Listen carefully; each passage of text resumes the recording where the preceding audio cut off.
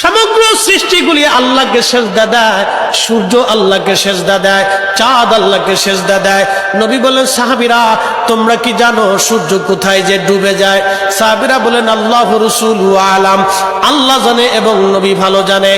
আল্লাহ নবী বললেন, সাহাবীরা রে, সূর্য যেতে যেতে আরশে মুআল্লার নিচে যায় আল্লাহকে সিজদা দিয়া সুবহানা রাব্বিল আলা বলে সূর্য পড়তে থাকে, আর সুবহানা রাব্বিল আলা বলে সূর্য তাসবিহ পড়তে থাকে, আর বলে, হে রব, আপনি যদি অনুমতি দেন পৃথিবীবাসীর জন্য আবার আলো নিয়ে ফিরে যাব, আর অনুমতি যদি না দেন আমি আপনার কুদরতি কদমে সিজদায় পড়ে পড়ে কাঁদতে থাকবো। আল্লাহ নবী বললেন, সূর্য থেকে আমার রব অনুমতি দেওয়ার কারণে সকালবেলা তোমরা সূর্যের আলো পাও, কিয়ামতের পূর্ব সময় অনুমতি দেবে না, দেবে না, দেবে না।